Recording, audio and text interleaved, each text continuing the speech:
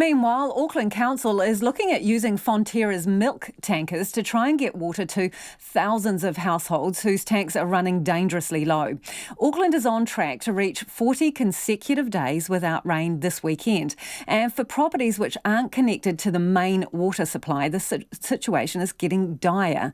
Water tankers are working overtime to get top-ups to as many people as possible, but there are still weeks-long waits with no rain in sight. Our reporter Nita Blake-Persen and cameraman extraordinaire Nick Monro filed this report. Marie Scheffer is running out of water. The tank at her Whangaparaoa home is almost out and she's in a growing queue of people waiting for a tanker to top her up. You can see our plants, they're just dead because we can't afford to water them. You know, there's not that much water around. Here we've got our water babies, so to speak, because this is honestly how we are surviving. We are tipping these into our tank, sometimes daily, sometimes twice daily, just to try and keep our water levels up so that we don't run out and ruin our pump.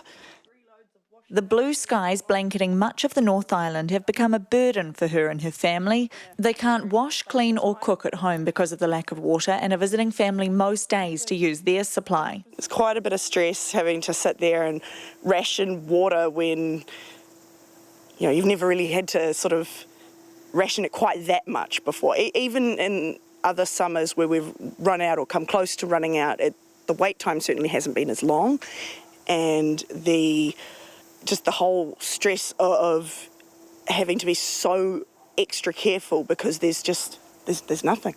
There's not even, it doesn't even get humid, you know? Auckland is set to break a record for the city's longest dry spell this weekend. If it doesn't rain before Sunday, it will mark 40 consecutive dry days.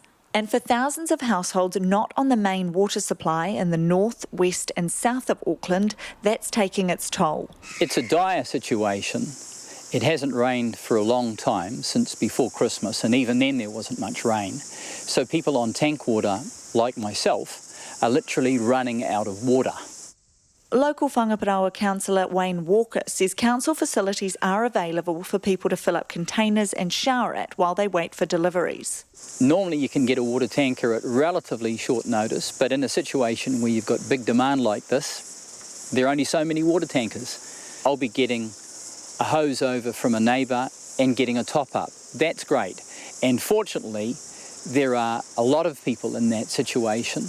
The critical message to get across is be good to your neighbours. Tanker driver Rob says he's been in the business for 13 years, but it's never been this busy. Today I've got 16, averaging around 12 to 14. So busy day today.